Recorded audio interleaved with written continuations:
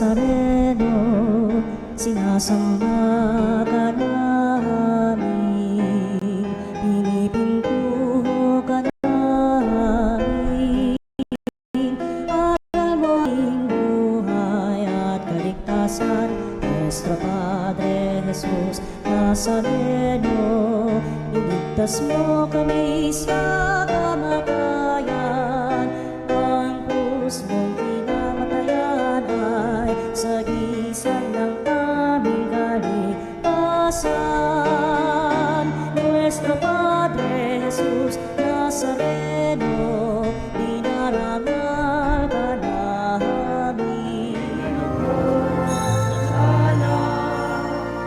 Pinangako ng Birhen ay maglilihim, ang sanggol niya ay Emmanuel. Masaya natin ipagandang pagdating ng manunubos na kapalitas natin. Tuwirin mga landas, mga alitan ay tapusin sapagkat si Kristo'y darating. Tuwirin ang Panginoon, nasa atin ay ihahayag ang bunot niyang kaligtasan sa sanlibutan.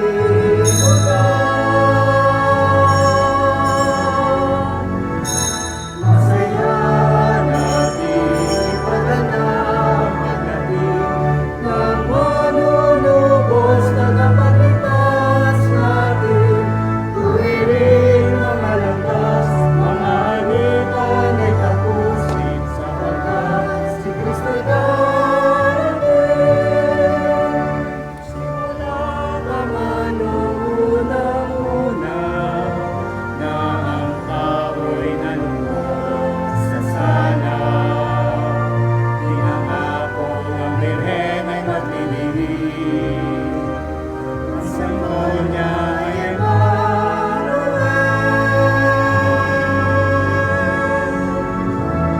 Masaya natin magandang pagdating ng manunubos tagapagligtas natin. Tuwirin mga landas, mga alitan ay tapusin sapagkat si Kristo'y darating. Masaya natin ipagandang pagdating ng manunubos tagapagligtas natin. Tuwirin mga landas, mga alitan ay tapusin sapagkat si Kristo'y darating.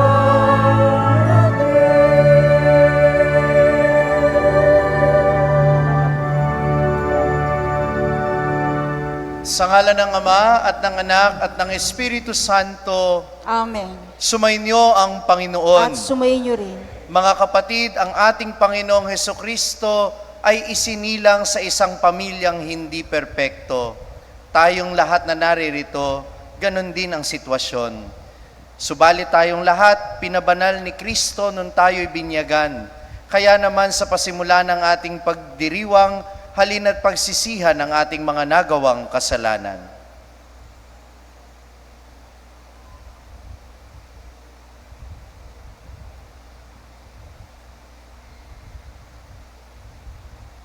Inaamin ko sa makapangyarihang Diyos at sa inyo, mga kapatid, na lubha akong nagkasala sa isip, sa salita at sa gawa, at sa aking pagkukulang. Kaya isinasamo ko sa mahal na Birheng Maria, sa lahat ng mga anghel at mga banal, at sa inyo, mga kapatid, na ako'y ipanalangin sa Panginoong ating Diyos. Kaawaan tayo ng makapangyarihang Diyos. Patawarin tayo sa ating mga kasalanan at patnubayan tayo sa buhay na walang hanggan. Amen.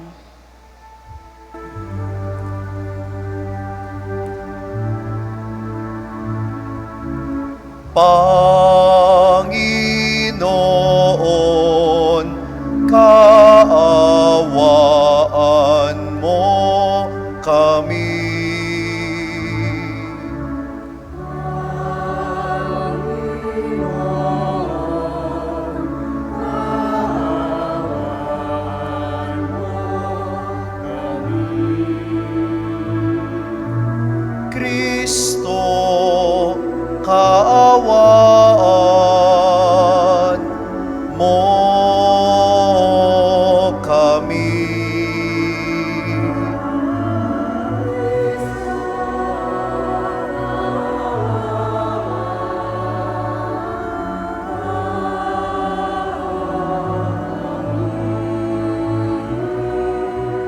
Panginoon, kaawaan mo kami.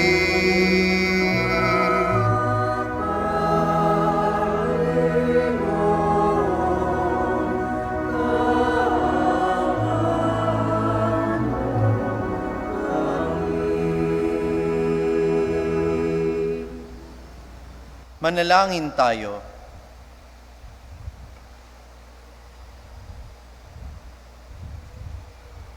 Ama naming lumikha at tagapagligtas, niloob mong magkatawang tao ang iyong anak, ang iyong salita sa sinapupunan ng laging birheng si Maria.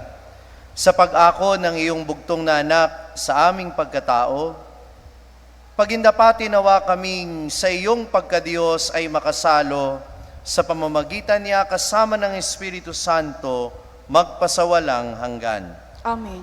Magsiupo muna po ang lahat. Tayo po ngayon ay nasa unang bahagi ng ating pagdiriwang, ang liturhiya ng salita ng Diyos.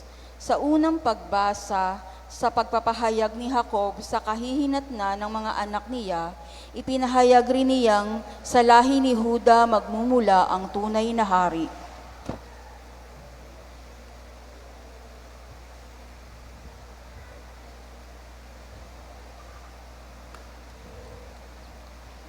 Ang salita ng Diyos mula sa aklat ng Henesis. Noong mga araw na iyon, tinawag ni Jacob ang mga anak niya at kanyang sinabi, "Kayo mga anak, magsilapit sa akin. Akong inyong ama ay sumandaling dinggin. Ikaw, Huda, ay papupurihan niyong mga anak ng ina mong mahal. Hawak mo sa leeg ang iyong kaaway. Lahat mong kapatid sa iyo ay gagalang. Mabangis na leon ang iyong larawan. Muling nagkukubli matapos pumatay. Ang tulad ni Huday, leong nahihimlay. Walang mangangahas, lumapit sinuman. Hawak niya'y setrong tuon sa paanan, sagisag ng lakas at kapangyarihan. Ito'y tataglayin hanggang sa dumatal. Ang tunay na haring dito'y magtatangan. Ang salita ng Diyos. Salamat sa Diyos.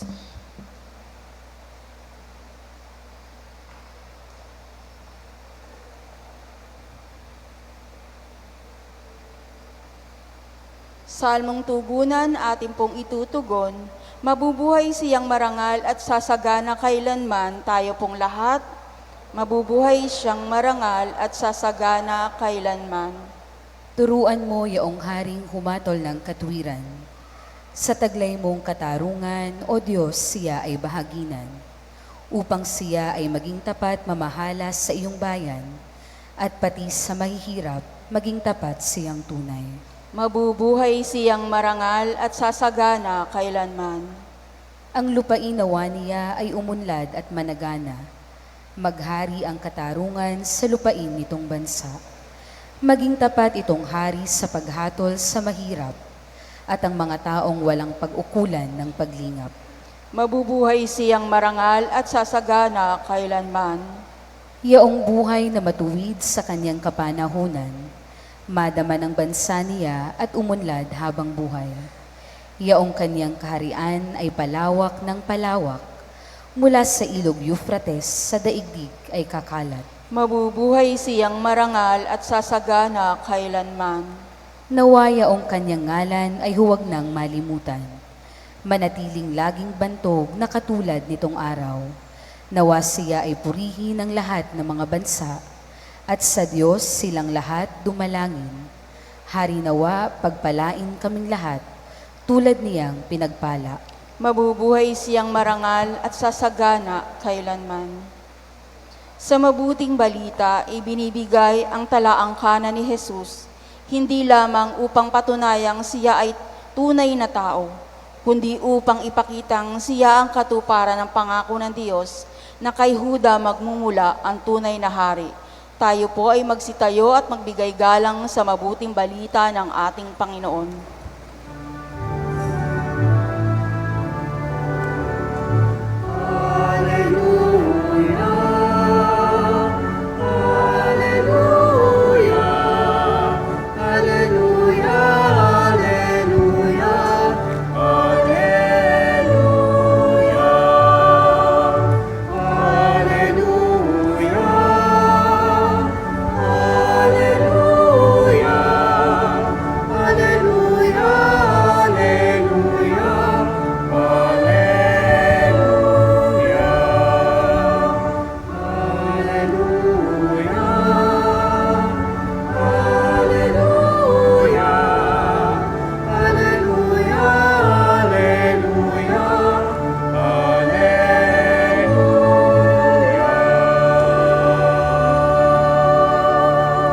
Sumainyo ang Panginoon. At sumayin niyo rin. Ang mabuting balita ng Panginoon ayon kay San Mateo. Papuri sa iyo, Panginoon.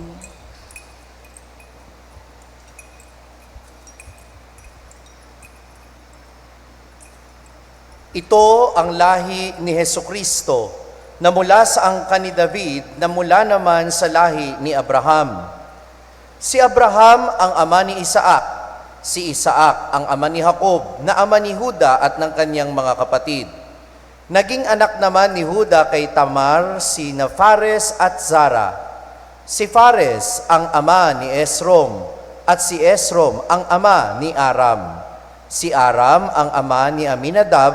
Si Aminadab ang ama ni Naason na ama naman ni Salmon. Naging anak ni Salmon kay Rahab si Booz.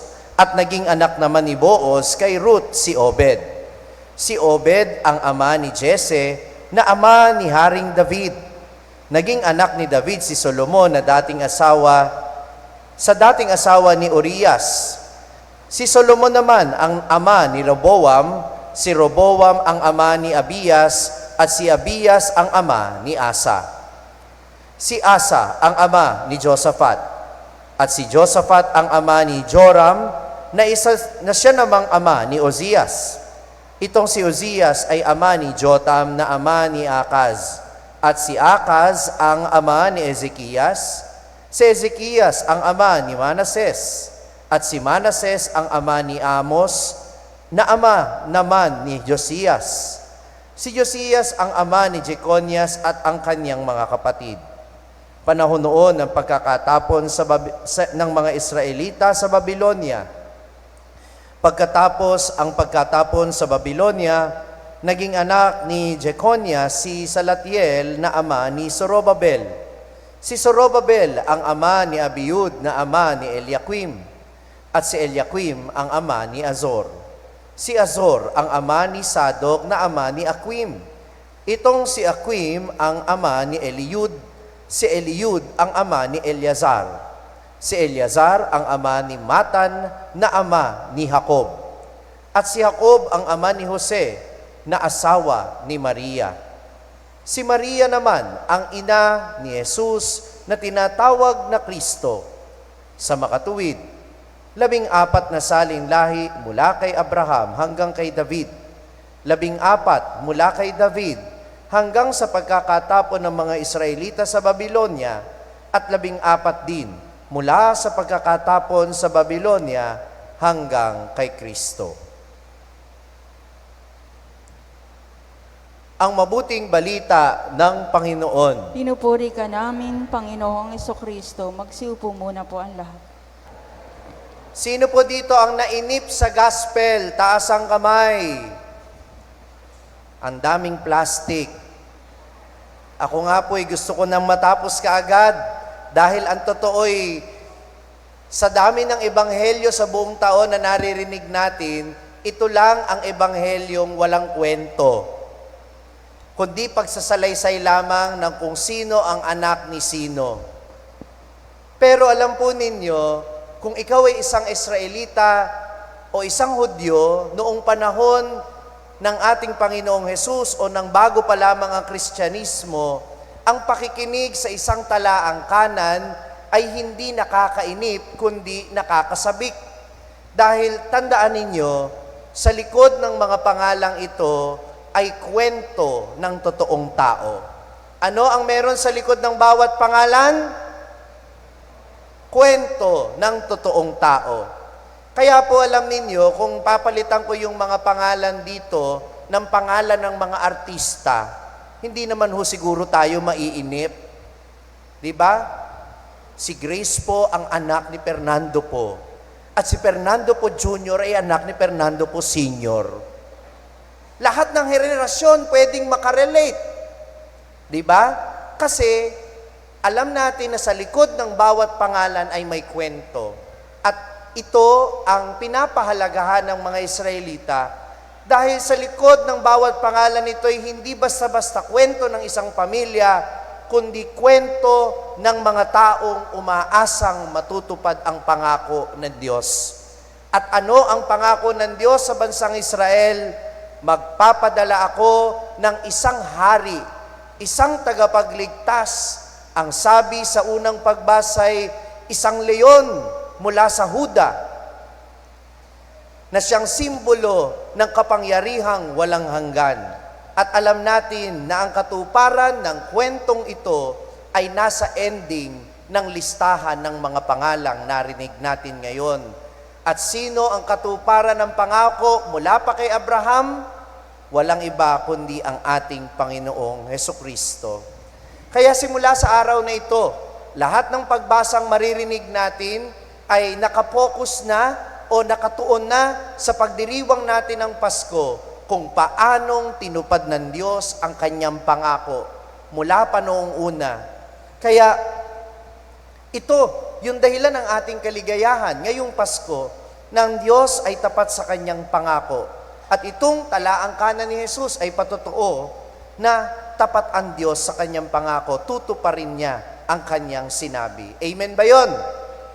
Pero tandaan ninyo, bago mangyari ang katuparang ito, sabi ko sa inyo, di ba, may kwento sa likod ng bawat pangarap. Sa likod ng bawat pangalan ay kwento ng totoong tao. Hindi po ninyo lubos maiisip na ang kwentong ito o ang kasaysayan ng angkan ng ating Panginoong Hesukristo ay ahantong sa katuparan ng pangako ng Diyos. Tanong niyo sa akin, bakit? Napakarami hong aberyang nangyari bago po ito natupad. Halimbawa, kala ng mga tao ang pinangako sa kanilang hari na dakila sa lahat ay si David. Nga lang, si David may sablay. Tanong niyo sa akin, ano? Mamboboso. At hindi lang basta mamboboso, may mas malala pa doon, meron. Pinatay niya yung asawa ng binusohan niya para mapangasawa niya yung binusohan niya. Nasa Bible yan. Ba't parang gulat na gulat kayo? Yan ang totoong kwento sa mga ninuno ng ating Panginoong Hesukristo. Akala nila yung anak ni David, yun na, yung dakilang hari. Totoong marami namang nagawa ang haring ito sa bansang Israel. Ang pangalan niya ay Solomon. Pero si Solomon, abay napakarami pong asawa.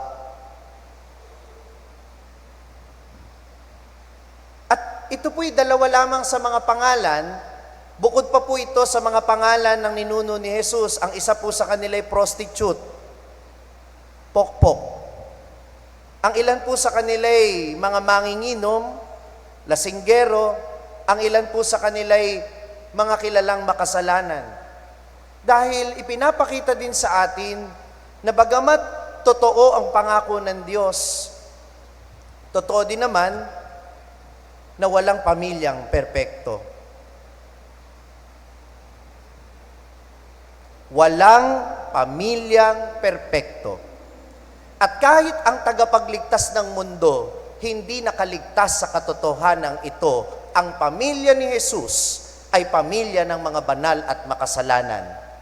Ang pamilya ni Jesus na pinanggalingan ay may bahid ng dugo at bahid ng kasalanan. Wala tayong choice sa pamilya na ating kinabibilangan. At alam kong ang ilan sa inyo, hindi masaya na siya'y ipinanganak sa pamilyang kinabibilangan niya. Pero tandaan mo, kung paanong iniligtas ni Jesus kung paanong iniligtas ng Diyos ang mundo sa pamamagitan ng pagsilang kay Jesus mula sa isang pamilyang hindi perpekto. Ang pagsilang mo sa isang pamilyang hindi perpekto, maaaring may karunungan ng Diyos kung bakit diyan ka ipinanganak. You may be born in a broken family. You may not like your parents or your grandparents. Naiinis ka man sa mga kamag-anak mo dahil tuwing reunion, walang ibang pinagdidiskitahan, kundi yung love life mo at yung pagtaba mo o pagpayat mo. Pero wala kang choice sa pamilya mo. Pero may choice ka kung paano mo babaguhin ang buhay mo at tutuldukan ang mga kasalanang nakasanayan ng pamilya mo o ang pangit na kwento na ipinamana sa iyo. Ipinanganak ka sa mundo, kagaya ni Jesus, para baguhin ang masamang kwento na dinatnan mo mula sa pamilya mo. Listen to me. Hindi mo kasalanan na isinilang ka Hindi mo kasalanan na isinilang ka sa isang pamilyang hindi perpekto. Pero kasalanan mo kung hindi mo pagsusumikapang itama ang pagkakamali ng pamilya mo sa pamamagitan ng buhay mo. You cannot just blame your past for your present, because at present, you can make decisions that will change your future. Do I hear an amen? Sinilang si Jesus sa makasalanang pamilya, pero pinili niya na huwag maging makasalanan kagaya ng kanyang mga naging kapamilya. Minsan kasi tayo pasensya ka na ha, babaero ko, kasi babaero din ang mga ninuno ko Wala ka bang choice na baguhin ang tadhana ng pamilya mo? Pasensya ka na, bungangera ako, kasi bungangera din yung nanay ko na binungangaan lang din ng nanay niya at nung nanay ng nanay niya. So hanggang wakas ng panahon, magbubungangaan na lang tayo. Pasensya ka na ha, mahirap lang tayo. Kaya ikaw, desidido ka na buong buhay mo, mahirap ka na lang din at hindi ka man lang magsusumikap na kahit papaano'y umunlad at magsumikap. Am I making sense? Hindi mo kasalanan na ikaw ay isinilang sa pamilyang may mga pagkakamali. Pero kasalanan mo kapag ipinagpatuloy mo pa ang mga maling paniniwala at mga maling gawi at mga maling kultura sa inyong pamilya. Dahil ngayon, pwede mong baguhin ang kwento ng buhay ng iyong pamilya sa desisyong gagawin mo ngayon. Akala ko ayaw ng Diyos na maging pari ako. Tanong niyo sa akin, bakit? Kung kailan malapit na akong ordinahan, doon ko pa natuklasan ang maraming kahinaan ng aking pamilya. Dumating sa punto na halos magkawatak-watak na po kami. Tang tanong ko sa Panginoon, gusto mo ba talaga akong maging pare o pinamumukha mo sa akin na hindi ako karapat-dapat maging pare kasi ganito ang pamilyang kinabibilangan ko? Matagal ko pong kinarga sa aking puso ang sama ng loob ko sa Diyos dahil isinilang ako sa ganitong klase ng pamilya. Nung bata ako, grateful ako kasi masaya ang pamilya namin. Pero nung dumaan na sa maraming pagsubok ang pamilya namin, ayoko na. Nagtatampo ako, nagagalit ako sa Diyos. At nung ordinan ako, nung nakadapa ako sa harap ng altar, doon lang parang ibinulong ng Diyos sa akin ang karunungan niya. Parang sabi niya, you were born in an imperfect family because you are going to serve the imperfect family of God. Hindi perpekto ang pamilya mo kasi ang paglilingkuran mong simbahan ay hindi rin perpekto. Ang mga miyembro ng simbahan, hindi rin perpekto. Ang paglilingkuran mo ay mga kabataan na mga miyembro ng broken family. Ang kakausapin mo, mga mag-asawang malapit ng maghiwalay. Ang mga taong paglilingkuran mo sa simbahan, kagaya ng pamilya mo, hindi rin perpekto. Kaya paano mo sila maiintindihan kung perpekto ang pamilyang kinabibilangan mo? May karunungan ng Diyos kung bakit nandyan ka sa pamilyang iyan. Kaya sana, huwag ka lang manisi ng iyong mga ninuno. Sana isipin mo din, ano ang pwede mong gawin para mabago ang kwento ng inyong pamilya. Dahil ikaw, kagaya ni Jesus, ang maaaring bumago sa kwento, hindi lamang ng pamilya mo, kundi ng kwento ng mundo. Amen.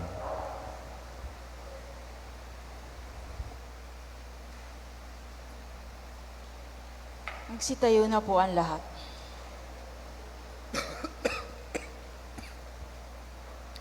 Idulog natin ang ating mga kahilingan sa amang nagbubuklod sa atin bilang kanyang bayan, ating sambitin. Panginoon ng lahat ng lahi, pakinggan mo kami. Tayo pong lahat, Panginoon ng lahat ng lahi, pakinggan mo kami. Para sa simbahan, upang magkaakbay na maglakbay sa pag-asa at pananampalataya ang lahat, manalangin tayo sa Panginoon. Panginoon ng lahat ng lahi, pakinggan mo kami. Para sa mga naligaw ng landas, nangungulila, nababagabag at itinakwil, upang makatagpo sila ng pag-asa sa bayan ng Diyos, manalangin tayo sa Panginoon. Panginoon ng lahat ng lahi, pakinggan mo kami. Para sa mga may sakit at nagdurusa, upang ituring nila ang mga ito bilang daan ng kabanalan, manalangin tayo sa Panginoon. Panginoon ng lahat ng lahi, pakinggan mo kami. Para sa ating pamayanang Kristiyano, upang ipamana natin sa susunod na salinlahi ang pananampalataya, manalangin tayo sa Panginoon. Panginoon ng lahat ng lahi, pakinggan mo kami. Para sa mga namayapa, upang magkamit sila ng kapahingahan sa langit na tahanan, manalangin tayo sa Panginoon. Panginoon ng lahat ng lahi, pakinggan mo kami. Isama natin sa ating panalangin ang intensyon ng mga nagpamisa at idulog natin sa Panginoon ang ating mga kahilingan.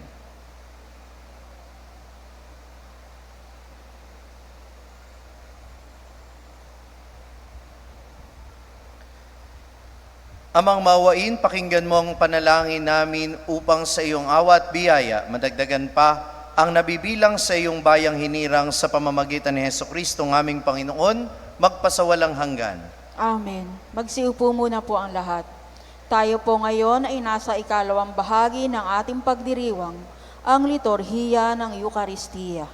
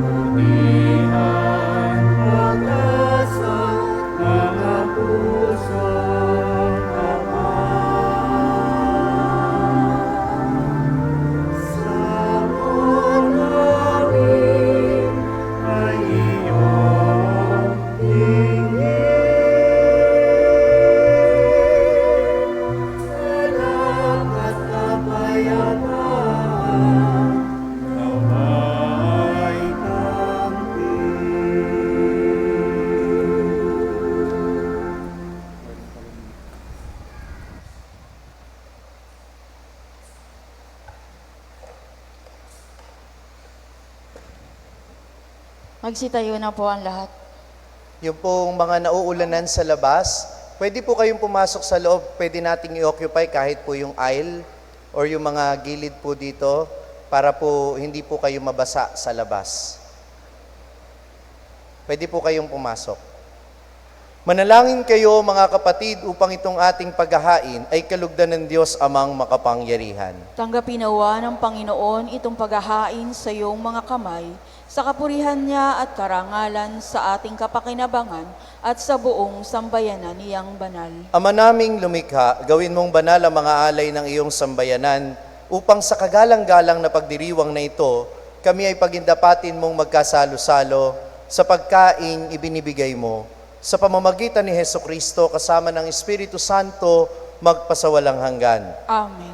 Sumainyo ang Panginoon. At sumayin niyo Itaas sa Diyos ang inyong puso at diwa. Tinas na namin sa Panginoon. Pasalamatan natin ang Panginoong ating Diyos. Marapat na siya ay pasalamatan. Ama naming makapangyarihan, tunay ngang marapat na ikaw ay aming pasalamatan sa pamamagitan ni Hesukristo na aming Panginoon.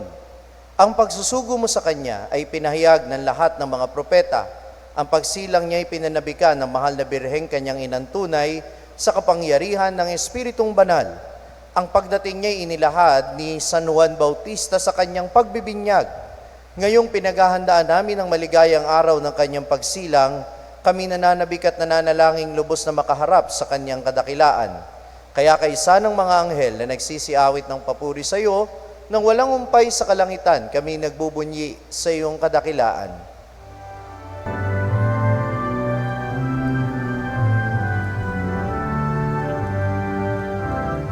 Santo, Santo, Santo, Diyos ng mga hukbo, napupuno ang langit at lupa ng kadakilaan mo.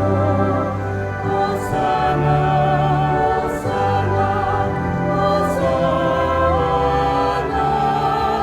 Hosana.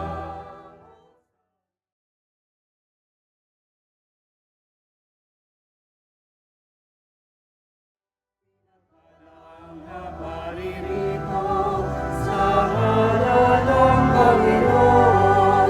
Hosana, Hosanna, Hosana, Hosana, Hosana sa kaitaasan.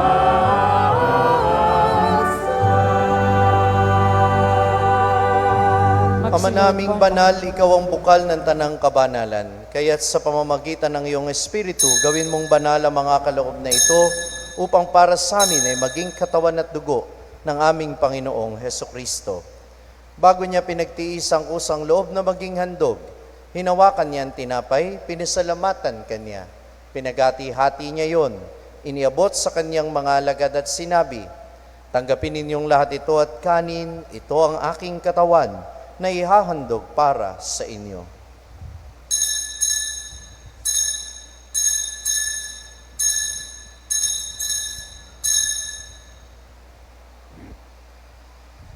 Gayun din naman, matapos ang hapunan, hinawakan niya ang kalis, muli kanyang pinasalamatan.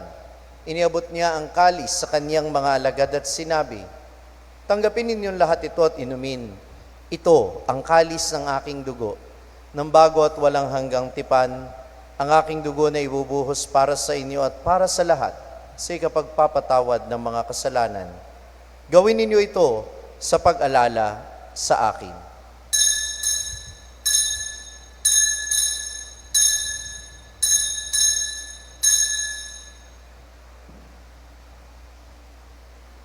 Ipagbunyi natin ang misteryo ng pananampalataya. Si Kristo ay namatay, si Kristo ay namuhay, si Kristo ay babalik sa wakas ng Ama, ginagawa namin ngayon ang pag-alala sa pagkamatay at muling pagkabuhay ng iyong anak. Kaya't iniaalay namin sa iyo ang tinapay na nagbibigay buhay at ang kalis na nagkakaloob ng kaligtasan. Kami nagpapasalamat dahil kami iyong minarapat na tumayo sa harap mo para maglingkod sa iyo. Isinasamo namin kaming magsasalo-salo sa katawan at dugo ni Kristo ay mabuklod sa pagkakaisa sa pamamagitan ng Espiritu Santo. Ama, lingapin mo ang iyong simbahang laganap sa buong daigdig. Puspusin mo kami sa pag-ibig. Kaysa ni Francisco na aming Papa at ni Dennis na aming Obispo at ng Tanang Kaparian. Alalahanin mo rin ang mga kapatid naming nahimlay na may pag-asang sila'y muling mabubuhay, gayon din ang lahat ng mga pumanaw. Kaawaan mo sila at patuloyin sa iyong kaliwanagan. Kaawaan mo at pagindapatin kaming lahat na makasalo sa iyong buhay na walang wakas. Kaysa na mahal na Birheng Maria na Ina ng Diyos, ang kanyang kabiyak ng puso si San Jose, kaysa ng mga apostol at ng lahat ng mga banal, na namuhay dito sa daigdig ng kalugod-lugod sa iyo. May pagdiwang nawa namin ng pagpupuri sa ikararangal mo sa pamamagitan ng iyong anak na aming Panginoong Hesukristo.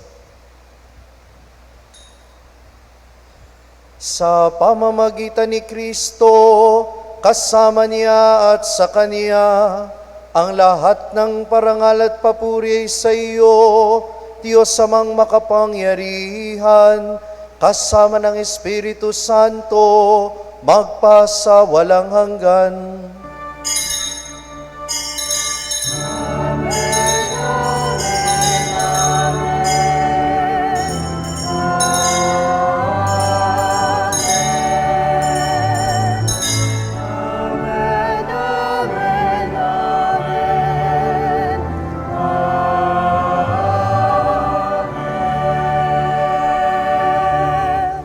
Sa tagubili ng mga nakagagaling na utos at turo ni Jesus na Panginoon natin at Diyos, ipahayag natin ng lakas loob.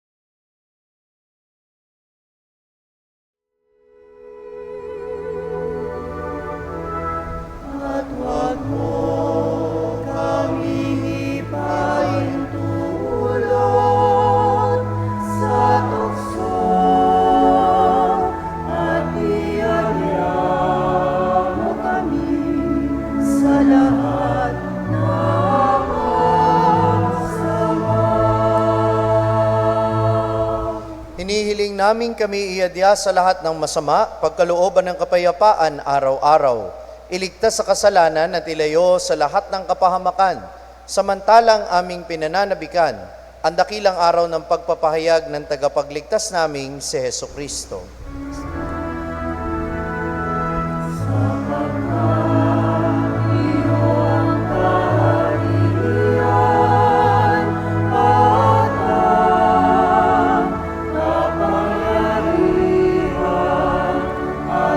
Ang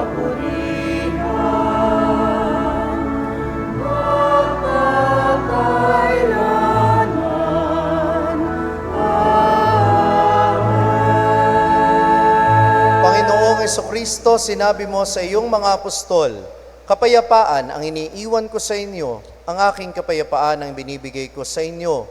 Tungayan mo ang aming pananampalataya at huwag ang aming mga pagkakasala. Pagkalooban mo kami ng kapayapaan at pagkakaisa ayon sa iyong kalooban, kasama ng Espiritu Santo, magpasawalang hanggan. Amen. Ang kapayapaan ng Panginoon ay lagi nawang sumainyo. At sumayin niyo rin. Magbigayan kayo ng kapayapaan sa isa't isa.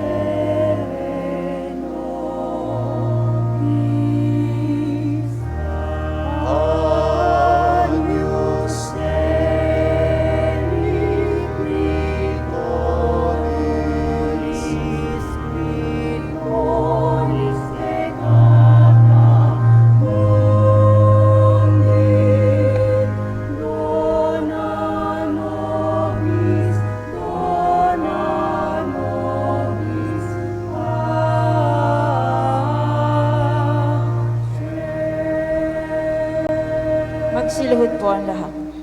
Ito ang kordero ng Diyos, ang nag-aalis ng mga kasalanan ng sanlibutan, mapalad ang mga inaanyayahan sa kanyang piging. Panginoon, hindi ako karapat-dapat na magpatuloy sa iyo, ngunit sa isang salita mo lamang ay gagaling na ako.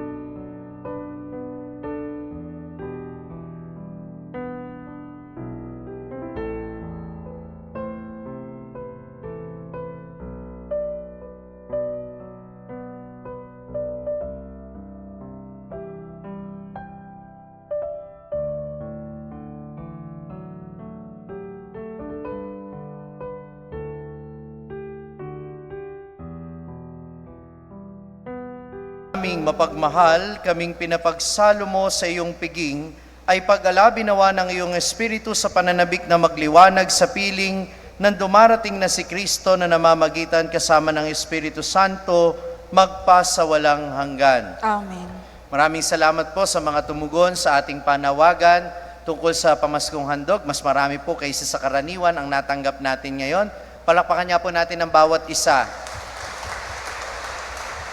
At sana po ay patuloy nating tangkilikin ang ating programang ito sa ating parokya upang maabot natin ang mga kaparokya nating kapuspalad. Attendance check nga, yung bang mga katabi nyo, nandyan pa? Nandyan pa rin ba yung mga kasama nyo noong day 1 hanggang ngayong day 3? Nandyan pa. Huwag kayong mag-alala, bukas baka wala na. De, joke lang. Sabihin sa katabi, bukas, magkikita tayo uli, ha? Sumainyo ang Panginoon. At sumayin niyo rin. Iyuko ang inyong ulo at tanggapin ang pagpapala.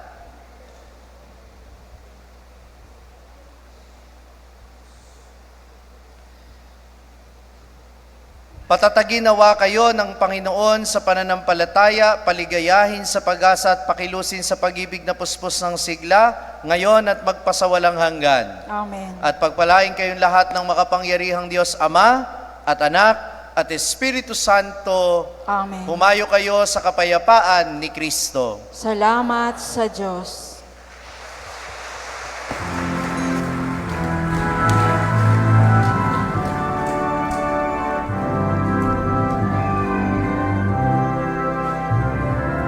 Walang araw ang liwanag, matatanaw ng bulan. Ang kagandahan ng umaga, pagmamasdan sa tuwina. Walang araw umutawid sa bibig ng mga bibig. Kasasalamat at papuri.